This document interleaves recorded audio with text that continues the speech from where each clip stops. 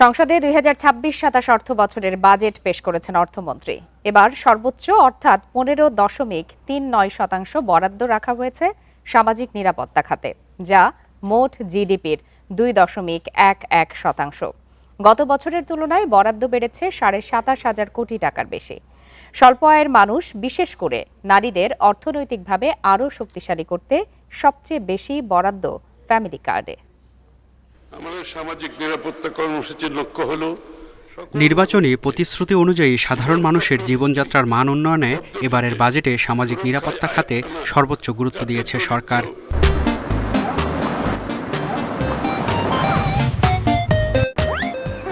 যাতে দারিদ্র্য হ্রাস পায়, এটা হচ্ছে লাইফ সাইকেল। বাজেটে সর্বোচ্চ ১,৪৪,৩৩৮ কোটি টাকা বরাদ্দ সামাজিক নিরাপত্তা খাতে। ফ্যামিলি কার্ড, কৃষক কার্ডের মতো কিছু নতুন কর্মসূচি নেওয়ার পাশাপাশি বয়স্ক ভাতা সহ কিছু কর্মসূচিতে উপকারভোগী বাড়ানো হচ্ছে, বাড়ছে ভাতার পরিমাণও। এবার বাজেটে প্রথমবার যুক্ত হয়েছে ফ্যামিলি কার্ড, কৃষক কার্ডের মতো কর্মসূচি। সর্বোচ্চ বরাদ্দ ফ্যামিলি কার্ডে। এই কার্ডধারী ৪১ লাখ নারী মাসে পাবেন ২৫০০ টাকা করে। এতে ব্যয় হবে ১৪,৫০০ কোটি টাকা। এছাড়া ৪২ লাখ কৃষকের কৃষক কার্ডের জন্য বরাদ্দ ১৪,০০০ কোটি টাকা। ফ্যামিলি কার্ডের পর সর্বোচ্চ বরাদ্দ বয়স্ক ভাতায়। এই ভাতার উপকারভোগীর সংখ্যা ১ লাখ বাড়িয়ে হয়েছে ৬২ লাখ। মাসিক ভাতাও ৫০ টাকা বাড়িয়ে ৭০০ টাকা করা হয়েছে। এছাড়া বিধবা ও স্বামী পরিত্যক্তা নারী উপকারভোগীর সংখ্যা ১ লাখ বাড়িয়ে ৩০ লাখ করা হয়েছে। তাদের ভাতাও ৫০ টাকা বেড়ে হচ্ছে ৭০০ টাকা।